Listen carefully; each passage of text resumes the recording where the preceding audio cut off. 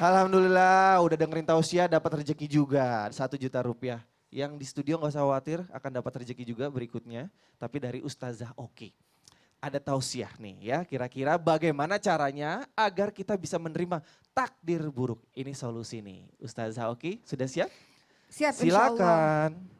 Baik, bagaimanakah cara kita agar kita bisa menerima takdir yang menurut kita buruk tersebut? Ibu-ibu pernah nangis, Bu? Setelah nangis nikmat nggak Bu rasanya, lega nggak? Apalagi nangisnya di sejadah ya Bu ya. Apalagi nangisnya ketika menegadahkan tangan dan hanya didengar oleh Allah Subhanahu wa taala, nikmat sekali rasanya. Maka bersyukurlah karena Allah memberikan kita air mata supaya kita bisa mengekspresikan rasa sedih kita sewajarnya. Kita akan bahas bagaimana sih caranya agar kita bisa menerima takdir yang mungkin tidak kita sukai. 50.000 tahun sebelum Allah menciptakan langit dan bumi, Allah sudah menciptakan takdir bagi manusia. Allah pertama kali menciptakan kolam dan Allah katakan pada kolam tulislah. Maka kolam itu bertanya, apa yang harus aku tulis wahai Allah? Maka Allah pun menjawab, takdir para hamba Allah, para makhluk Allah sampai nanti hari kiamat. Makanya dikatakan bahkan daun-daun yang berguguran sudah Allah tuliskan takdirnya. Di Lauhul Mahfuz sudah tahu apa yang terjadi di muka bumi ini. Sudah terjadi apapun, kematian, menikah dengan siapa, takdirnya seperti apa, sudah tahu semuanya. Sekarang kita akan membahas bagaimana caranya untuk mengatasi perasaan sedih ketika ditimpa ujian-ujian oleh Allah Subhanahu wa taala. Tentunya yang pertama adalah husnuzon, berprasangka baik terhadap Allah atas semua yang Allah takdirkan untuk kita. Kenapa? Karena wa'asa an takrahu syai'a wa huwa khairul lakum wa asa an tuhibbu syai'a wa huwa syarrul lakum wallahu ya'lamu wa antum la ta'lamun. Firman Allah dalam surah Al-Baqarah 216, bisa saja apa yang kita benci ternyata itu baik untuk kita. Sebaliknya bisa saja apa yang kita suka ternyata itu buruk untuk kita. Bahwa Allah lebih mengetahui sementara kita ini tidak mengetahui. Sehingga yang harus kita pikirkan ketika terjadi ujian atau musibah yang Allah berikan kepada kita akan ingat dengan ayat ini. Mungkin kita nggak suka tapi Allah memberikan hikmah yang banyak di dalamnya. Rasulullah Shallallahu Alaihi Wasallam bersabda bahwa kita tidak disarankan untuk mengucapkan seandainya. Seandainya aku nggak nikah dengan suamiku yang sekarang pasti aku jauh lebih bahagia.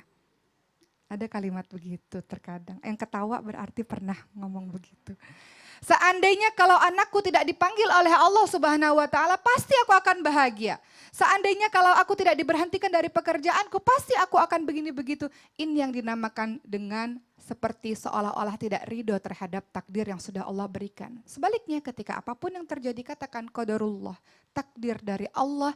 Ketika mengatakan hal tersebut, maka kita akan merasa tawakal Allah, berpasrah pada Allah. Kita ini hamba yang tugasnya cuma menjalankan skenario dari Allah Subhanahu wa taala saja.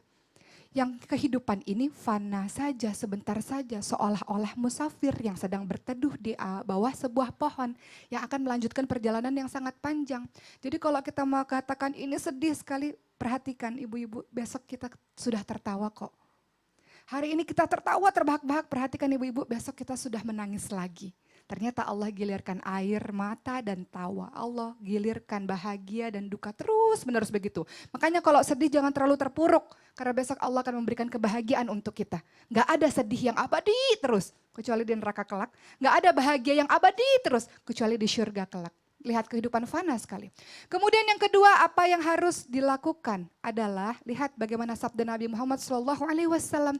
Alangkah baiknya seluruh urusan dari seorang mukmin. Kenapa? Semua urusannya adalah baik. Beruntung orang-orang mukmin ini. Ketika ditimpa sebuah musibah dia bersabar, ketika ditimpa kebahagiaan dia bersyukur.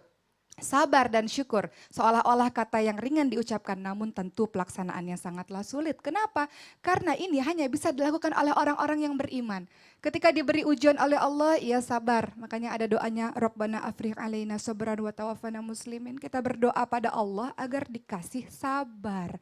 Dan sabar ini susah. Makanya hanya bisa dilakukan oleh orang-orang yang beriman. Dan juga bersyukur. Tingkatan paling tinggi ketika dikasih musibah, ia bersyukur. Ada Bu? Dikasih musibah dia bersyukur. Alhamdulillah ala kulli hal. Segala puji bagi Allah atas semua keadaan. Terima kasih ya Allah dikasih ujian ini melatihku untuk sabar. Terima kasih ya Allah dikasih ujian ini melatihku untuk lebih dekat lagi padamu. Terima kasih ya Allah atas ujian ini karena engkau tidak menimpakan ujian yang jauh lebih besar daripada ini. Makanya kita diingatkan kalau ditimpa ujian kita lihat yang di atas apa di bawah kita Bu? Di bawah kita lebih banyak lagi, lebih dahsyat lagi ujiannya. Tapi untuk urusan agama kita lihat ke atas supaya kita berlomba-lomba dalam kebaikan. Fastabiqul khairat. Ista'inu bisabri wassalam. Berarti kalau kita diberikan tolonglah kepada Allah dengan sabar dan salat. Nikmat ya Bu, sabar sholat itu ya Bu. betul. Berarti kalau dikasih diberikan ujian oleh Allah, alhamdulillah dong. Alhamdulillah ala kulli hal. Oh. Ya karena mau dia naikkan derajatnya. Ya, Insya digugurkan Allah. dosa-dosanya Amin, insya amin. Allah. Kita nanya sama Resti. Kita belum ngobrol sama Resti. Resti, ini kan temanya sekali lagi kenapa harus terjadi. Kira-kira takdir atau mungkin kejadian apa yang sudah terlewati tapi sampai sekarang kayaknya sulit banget diterima sama Resti. Mungkin pernah ditipu kali ya sama teman sendiri. Bagus dong. Alhamdulillah ala kulli hal. Tadi Kinos ngeri ditipu sama laki-laki Bagus, langsung kenapa gitu. alhamdulillah.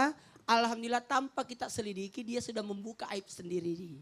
Betul tidak Bu? Iya, iya. Jadi hikmahnya hati-hati. Terus apa yang dilakukan Gimana dengan begitu hati-hati? tahu Resti, oh dibohongin nih, ditipu nih. Terus Resti Iya. ngapain? Ya pertamanya sih ada rasa marah, terus kecewa juga padahal kan teman dekat sendiri. Tapi ya setelah sekian lama ya dipasrahin aja deh. Dan Kalau- bersyukur nggak atas kejadian ini? Bersyukur nggak atas kejadian ini? Pertamanya sih kecewa, Marah, marah. Terus Akhirnya kesini-sininya sih ya bersyukur ternyata Allah memperlihatkan Boleh tahu nggak sih aslinya Resti gitu. tentang apa? Uang kah? Iya uang. Aduh, sensitif nih kalau masalah Iya. uang. Dan Tapi hikmahnya bisa lebih berhati-hati lagi betul. ke depannya. Betul, betul. Diganti sama Allah yang lebih besar juga. Amin, amin, Amin, amin. amin. Disinilah gunanya doa. Doa ini persoalan diterima atau tidak terserah. Karena semua doa diterima itu cuma ada yang langsung dikabulkan, ada yang disimpankan di akhirat, dan ada yang digantikan Lebih baik. lebih baik dari itu. Terima kasih Resti udah Iya, berbagi. terima kasih. Ibu-ibu masih semangat nggak? Masih Ibu. Semangat dong. Gak ngantuk kan? Cakep, Masya Allah ya. Ya udah nanti kita akan lanjutkan dengan tema kita sekali lagi hari ini adalah kenapa harus terjadi. Berikutnya akan ada kisah inspiratif yang akan disampaikan oleh Ustadz Syam. Maka dari itu jangan kemana-mana, tetap di Islam Indah bersama Fiostin DS. Jamaah! Oh jamaah! Alhamdulillah.